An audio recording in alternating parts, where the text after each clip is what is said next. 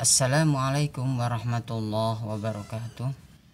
Sahabat budiman yang berbahagia, pada kesempatan kali ini kita akan sama-sama membaca dan memahami hadis yang ada di dalam kitab Bulughul Maram.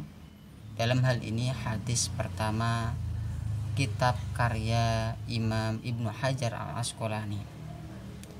Mari sebelum kita memahaminya, kita baca bersama-sama terlebih dahulu hadis pertama.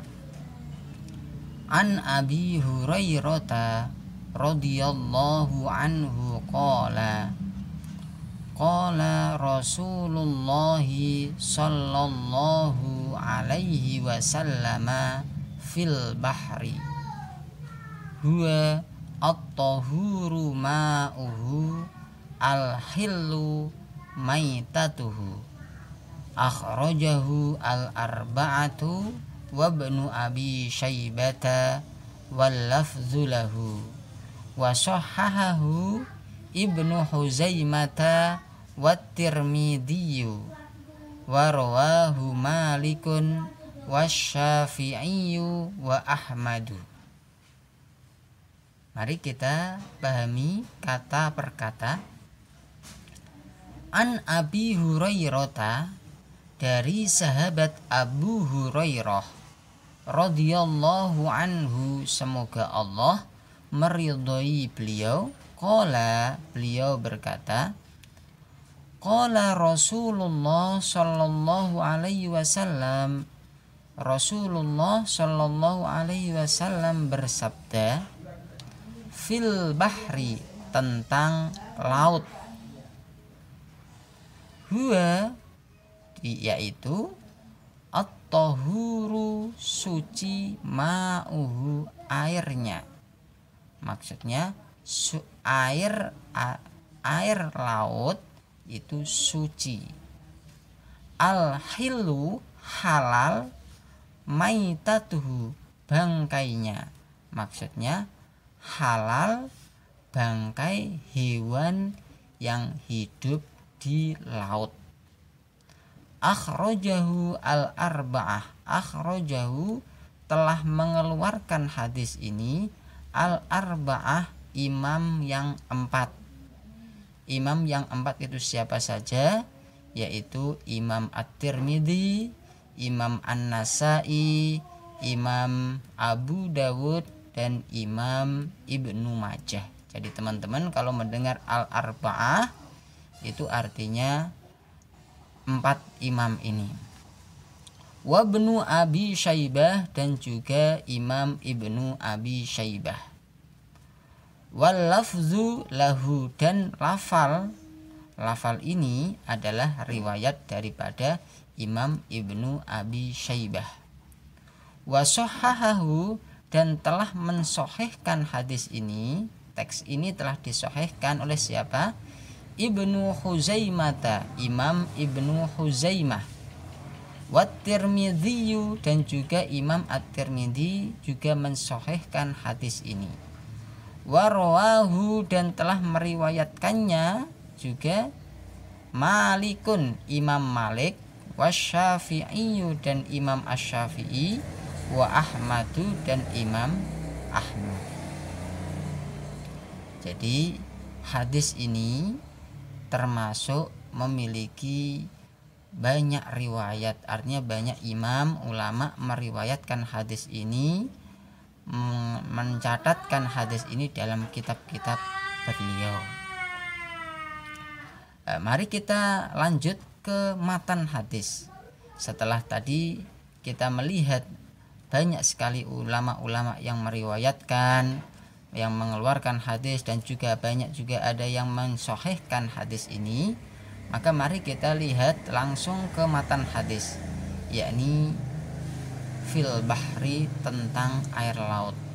Rasulullah Shallallahu alaihi wasallam menyatakan bahwa at-tahuru ma'uhu. Perlu diketahui hadis ini merupakan jawaban Rasulullah Shallallahu alaihi wasallam terkait pertanyaan salah seorang sahabat beliau yang bertanya tentang hukum air laut.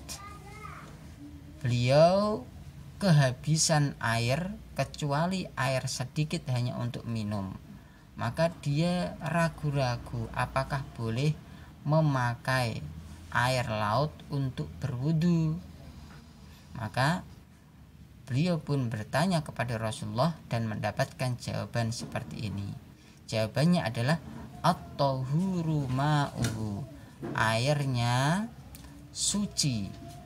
Air laut itu suci, artinya saat air itu menyentuh tubuh kita atau pakaian kita, maka tidak perlu lagi dicuci. Demikian pula air itu bisa dipakai untuk berwudu ataupun lainnya. Kemudian lanjutnya al-hillu maitatuhu, halal hewan atau bangkai hewan yang ada di dalam air laut. Artinya hewan-hewan yang di dalam laut itu semuanya halal, boleh dikonsumsi, bahkan bangkainya jika hewan itu mati pun tetap boleh dikonsumsi selama masih aman untuk dikonsumsi. Maka dari hadis ini bisa kita ambil kesimpulan kandungan hadis ini.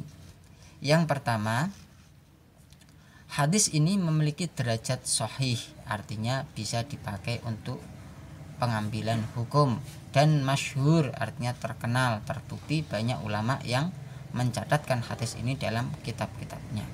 Kemudian yang kedua, air laut itu suci dan mensucikan. Artinya saat air tersebut mengenai badan atau pakaian kita, maka tidak perlu lagi dicuci karena airnya suci. Demikian pula air laut bisa dipakai untuk berwudu, mandi ataupun lainnya. Lagi-lagi karena air laut suci. Kemudian yang ketiga, hewan yang hidup di laut itu halal dikonsumsi, seperti ikan, cumi-cumi, baik hewan besar atau kecil, boleh semuanya dikonsumsi tanpa perlu proses penyembelihan. Bahkan jika sudah mati tetap boleh dikonsumsi. Artinya jika teman-teman mendapati ikan di pinggir laut mati, maka tetap teman-teman boleh memakannya selama masih aman. Kemudian yang keempat yang perlu digarisbawahi, kehalalan ini tidak termasuk hewan yang bisa hidup di darat dan laut seperti hewan amfibi. Dia memang bisa hidup di laut, tapi karena dia bisa juga hidup di darat, maka ini tidak masuk dalam kehalalan. Nanti ada hadis lain yang berbicara tentang hewan yang bisa hidup di dua alam, dan itu dinyatakan haram untuk dikonsumsi. Demikian juga hewan darat yang mati di laut. Karena tadi disebutkan hewan mati, hewan laut yang mati tetap boleh dikonsumsi, bukan berarti hewan darat misalnya ada kambing atau ayam mati jatuh di laut mati itu juga tetap haram, nggak masuk dalam kehalalan hadis ini. Demikian sahabat semuanya terkait hadis, isi kandungan hadis pertama dari kitab Bulughul Maram. Semoga bermanfaat.